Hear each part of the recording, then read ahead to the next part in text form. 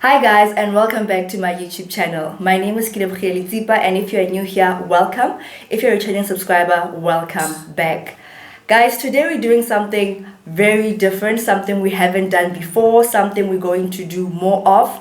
I'm going to have a conversation here with a colleague. His name is Thulani. Yes, you are a colleague.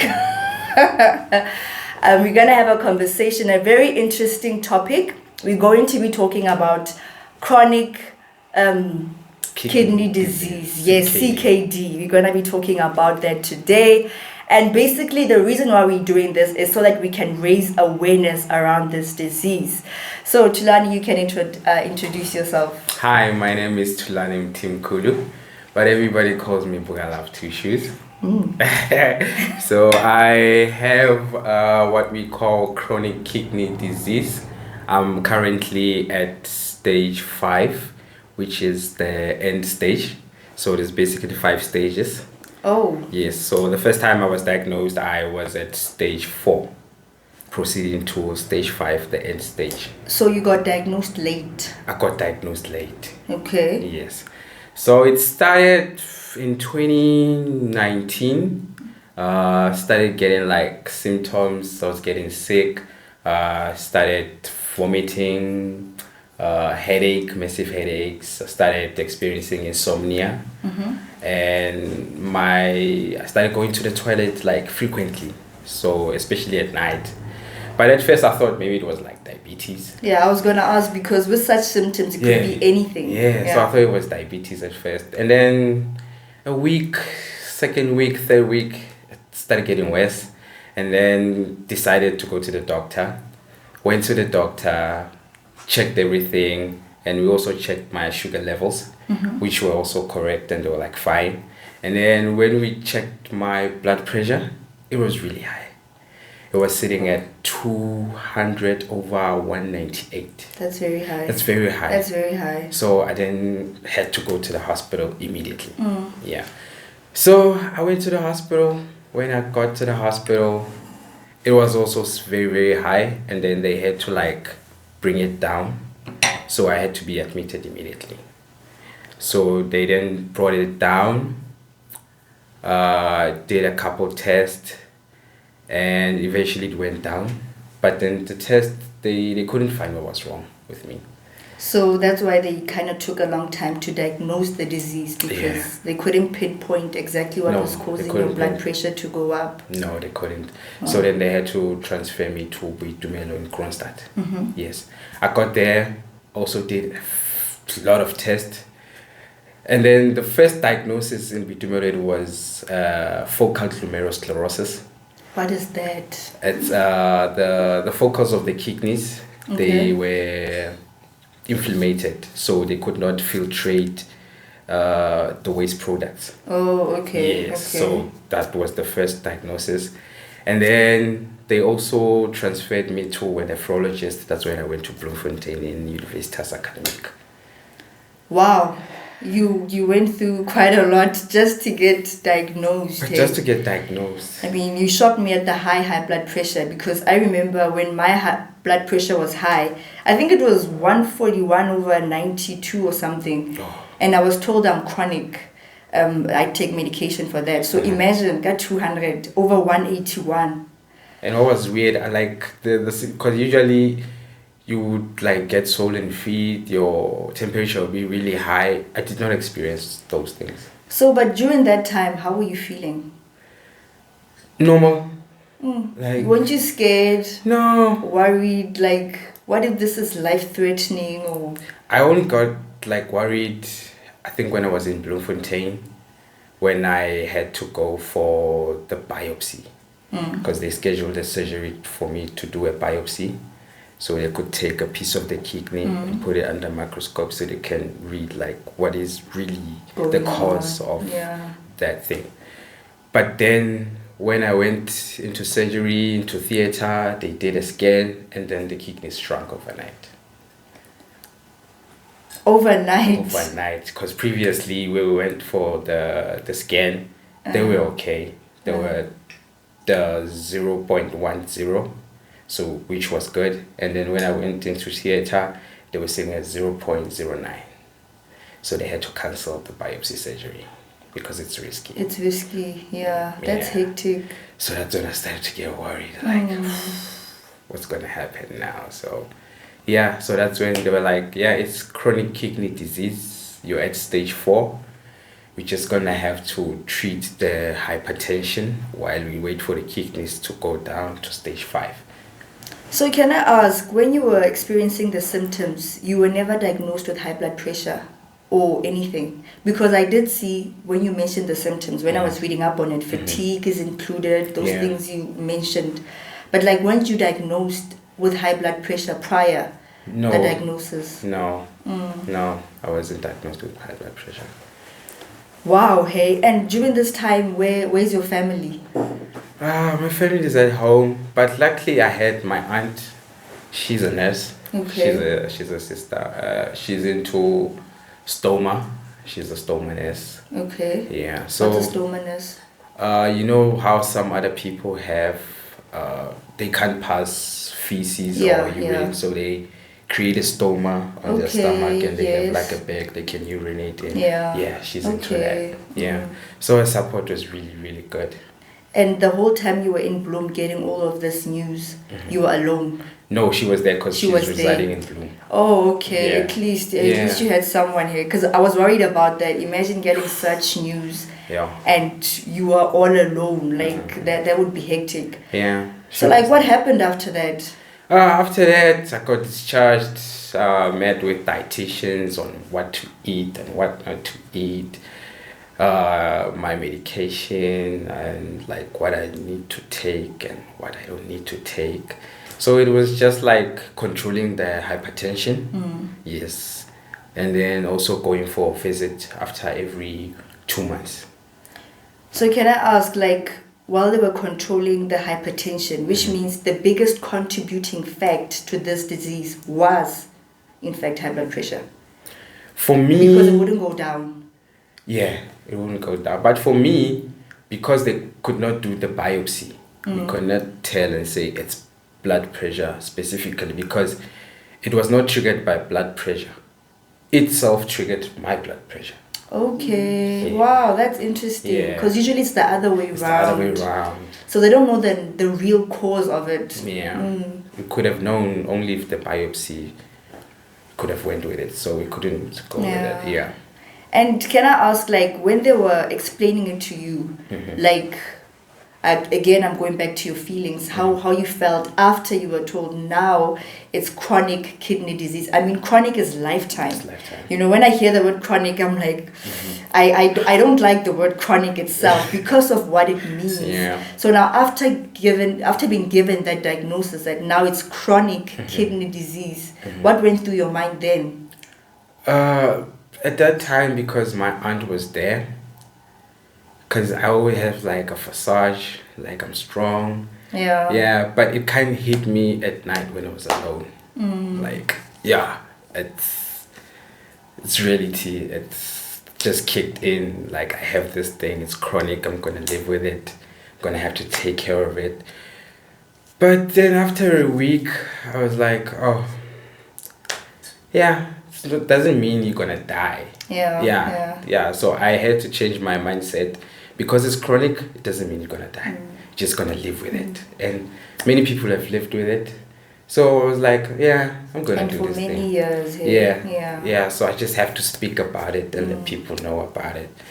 So I became an activist as such. Because you know what's going through my mind now is a lot of people, myself included, if I were to, knowing myself, okay, not now, but let's say maybe 2-3 years ago, if I had heard something like that, I think I would have broken down mentally completely. Yeah. You know, like I wouldn't be able to understand why me. I would ask God, why me? Yeah. The first time you told me about this, what struck me about you is you had fully accepted it. You're not looking for pity. No. You're not angry at the world or at God. You just, this is happening. I'm embracing it and I'm going to enjoy life as it is. For me, I don't know what word to use, but a lot of people don't have that, especially young people. We want people to feel sorry for ourselves, for us. We feel sorry for ourselves. We look for pity everywhere we go. I'm sick, I'm sick, I'm sick, you know, everything. But you carry yourself with such grace. Like if someone doesn't know your story, they wouldn't know that you were sick. Yeah. They wouldn't. I know they wouldn't. So now, like, how's life now living with CKD? Life is good now. I started, I think, 2 weeks ago. I went for surgery. They scheduled me for surgery for my treatment. So when you have CKD at end stage, they call it the end renal stage. Okay. There's three options, three treatments. The first one is hemodialysis. Hemodialysis, when they are gonna do like a graft or a fistula on your arm, where they connect your vein and your artery, make it one, and then they're gonna connect it to a machine, hemodialysis machine, and then you have to go to the hospital 3 times a week, and then the session is 4 hours, in 3 times a week. So then the second one is called a peritoneal dialysis, the one I'm on. Okay, how does that one work? So this one, they insert a PD catheter in your peritoneum cavity. Okay. Yes, it's a peritoneal cavity, and then by Kenya, and then what you do is that every 6 hours you pour a peritoneal dialysis solution. So that solution, it's gonna attract the waste in your body. Okay. It works in a, what do they call it? Osmosis. Yeah. Yeah, it's an osmosis thing. So it's gonna attract all the bad things in your body. Waste products. Products. And then after every 6 hours, you drain it, and then you pour another solution, which will do the work. So you do this at home, in the comfort of your own home, Yes. or do you also go to the hospital? No, I do this at home. Okay. This one can be done at home. At least. Yeah, this one is very like. Visits to the hospital. Yeah, and the third option is a donation of a kidney. Okay. Yeah. So is that something you're looking into? My mom wants to donate. And she's a donor. Like, is she compatible? We have to do tests now. So I'm gonna have to go to the hospital and then do a couple of tests so they can see if she's compatible or not. And that's actually quite good news, hey? It's great. I'm sure the day you heard that you jumped for joy. But a mother's love, like, Yeah, it can't be measured. what I wanted to ask is, can you live with one kidney, one fully functioning kidney? Won't you need dialysis after that? Or is it... It will depend. It will really depend on my body. But you can have one kidney and live, but you also can have one kidney and it requires to go for dialysis. Yeah, it will just depend on my body. But your lifestyle has to change completely. Yeah. In what way? Is. Especially the eating part. Because now I have to check for food that are high in potassium. You can't eat food high in potassium? Yeah, it's not good for my heart. Okay. Yeah. I need potassium. That's so weird. For me, it's not good for my heart. Yeah. Potassium and phosphorus. Yeah. So those are the 2 elements that are really not good for me. So you need to really watch what you eat. Yes, I really need to watch what I eat. And right now, is your high blood pressure stabilized? Yeah, now it's good because now I'm used to like maintaining it. It's second nature now. You drink meds every morning? Every morning and every afternoon. How's life with tablets though? For me, medication. It's okay. You've accepted that it's part of your life, part of you. It's like drinking water for me. Yeah. Hence I say you take this with such grace. I hate pills. I hate pills so much. But you know, there's a reason there are pills to make us feel better. Yeah. I mean, you understand. So, I mean, if we have to do it, let us do it. Yeah. So, like, I really learned a lot today. Like, more than when I was doing my own research, actually. So, I have a whole new perspective of this. Because sometimes the internet doesn't give you exactly what you want. And if you haven't spoken to someone who's been in that situation, then you really can't understand what they're going through. So, like, you are very young. I don't want to ask you how old you are, but you're quite young. 25 years old. Okay, he's 25 years old. He's very young. You're very young. So, what advice would you give to young people, especially concerning their health? We really need to go and check ourselves. Like, go to the hospital, make it, even if we can make it like for a full body workout, like once a year.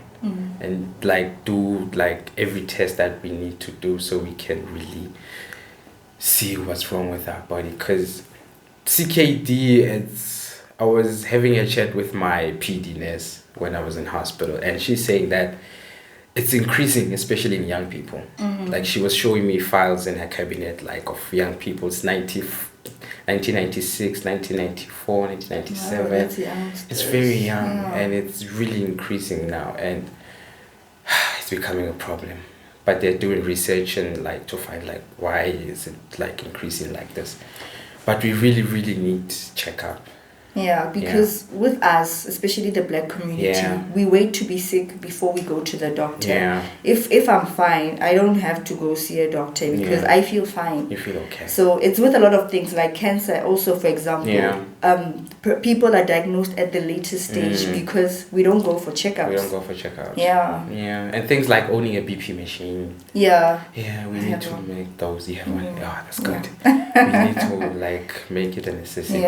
Yeah. So that you can check, because sometimes you have a headache only to find your blood pressure is high. And it's also a silent killer. Yeah. Some people don't show symptoms at all. At all. At all. I was lucky. The only symptoms I had was I constantly had a headache. Oh, yeah. I constantly had a headache. It would not stop. I took medication, pills, tablets, whatever, all of these kinds. Grandpa, Panado, but my headache did not stop. And then there's one day I just went to the pharmacy for them to check my BPs before I got the machine. And it was quite high. They're like, it's very high. And then I went to the doctor. I think it was 2018. It was 2018. And then I got diagnosed with high blood pressure. I was on medication, treatment every morning. I had to drink the medication. But after a month, it went back to normal. So I also remember they tested my kidneys and stuff, so I see. That's why I say it's usually it's the first thing that they check when you have high blood pressure. Yeah, because your kidney, they regulate your high blood pressure. Yeah.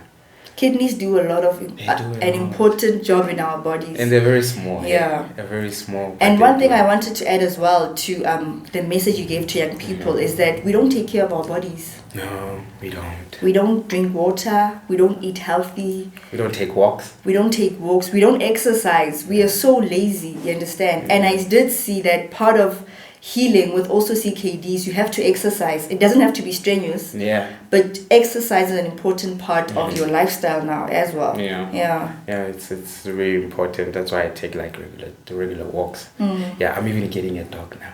Oh, you're gonna walk your dog now. That's so cute. Yeah, I'm getting a dog now. No, but thank you for this very informative message. I don't know if there's maybe something you want to say before we end this video. Let's just be positive.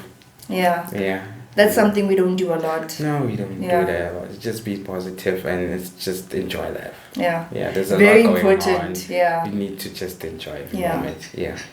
No, thank you so much for gracing me with your presence today. It's all my pleasure. And I really, really do hope you guys enjoy this video as much as I enjoyed being part of it. I learned so much today. And hopefully one day, again, Thulani will pay us a visit when he has learned more about this. But I'll also keep my ear on the ground. So thank you so much. Don't forget to hit the subscribe button. Until next time, bye.